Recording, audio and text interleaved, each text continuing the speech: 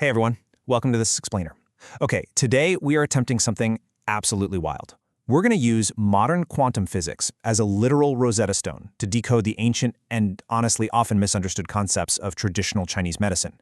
We're bridging that massive gap between ancient philosophy and modern science, using the language of physics to literally decode human biology. It's going to be fascinating. Real quick, here's our roadmap for today. We'll start with a modern translation of TCM, then move into the physical nature of Xing, Ming, and Qi.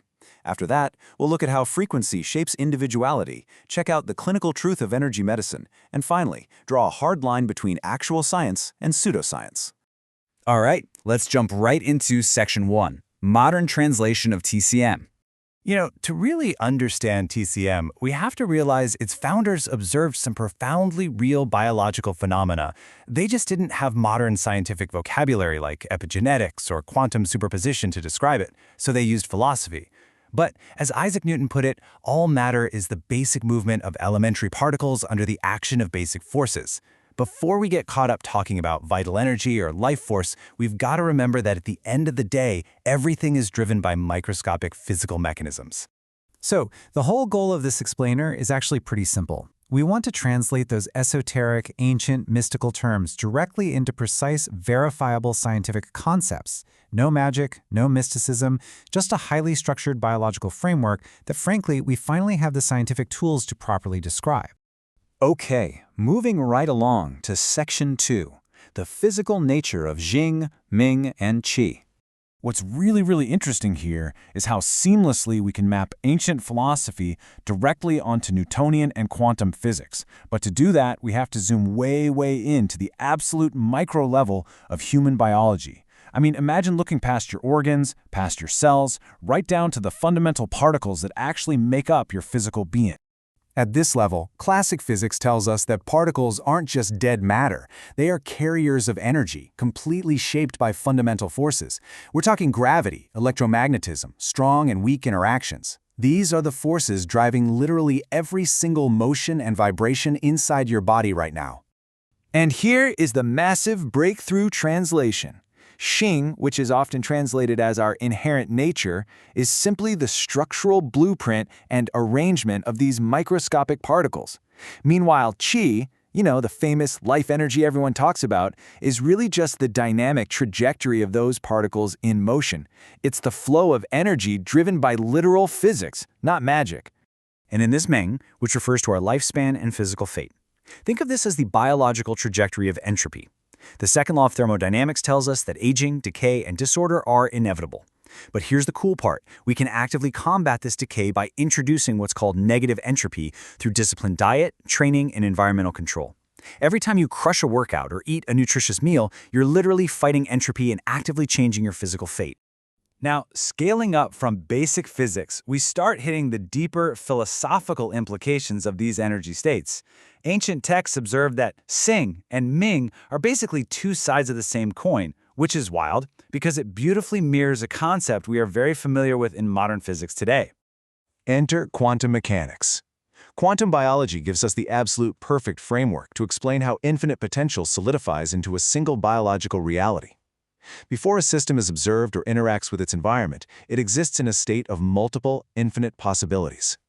It's kind of like Schrödinger's cat, but for your own biology. This perfectly illustrates our translation. Xing is your quantum superposition. It's that vast potential blueprint of what your biology could be.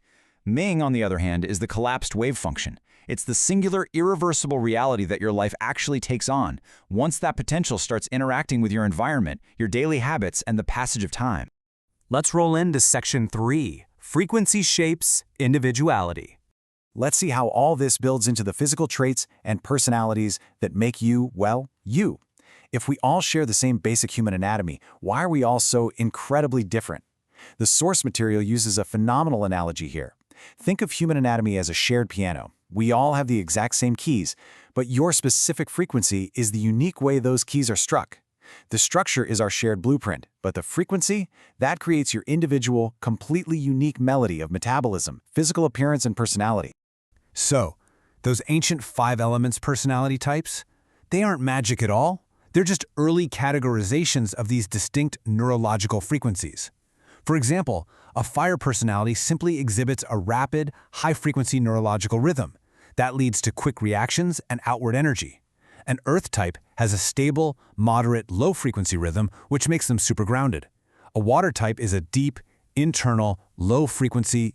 They were literally mapping out early neurological profiles based purely on frequency. How cool is that?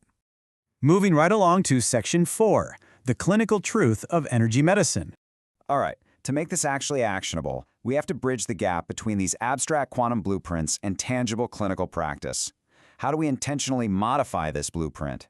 Well, the good news is we aren't stuck with the Ming, the trajectory we're handed. We can absolutely intervene. Next time you hit the gym, I want you to remember this. Modern training science is essentially the practice of modifying our intrinsic energy structures through progressive external stimuli. When you're lifting weights, you aren't just building muscle tissue, you are systematically altering your cellular frequency and forcing your internal energy to adapt to a higher load. Things like your environment, your nutrition, mechanical vibration, these aren't just healthy habits. They are literally the tools we use to combat entropy and reprogram our epigenetic expression. You are actively altering your quantum superposition, your zing, and collapsing it into a much stronger, healthier reality. And that brings us to our final part, Section 5, the boundary of science versus pseudoscience. Because this field is so heavily polluted with misinformation, we have to draw a hard line here. We cannot let quantum become just another snake oil buzzword. There is a stark contrast between actual evidence-based therapies and pseudoscience. Legitimate therapies like vibration therapy or photobiomodulation rely on verifiable physical parameters, things we can actually measure, like hertz and wavelengths. They have real clinical data backing them up. On the flip side, you have products and claims that rely entirely on empty buzzwords to sell you something with zero biological evidence. Take essential oils, for instance. Aromatherapy actually works, but it works because chemical molecules physically interact with olfactory nerves and neurotransmitters in your brain to alter things like dopamine and serotonin.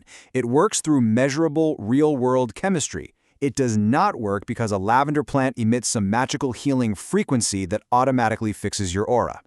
So, what are the red flags we need to look out for? We have to be highly skeptical of anything that claims to treat diseases without measurable physical parameters. Watch out for terms like quantum energy or bioresonance being thrown around without any actual clinical data. And beware of things relying on, say, the piezoelectric effect of crystals as a cure-all.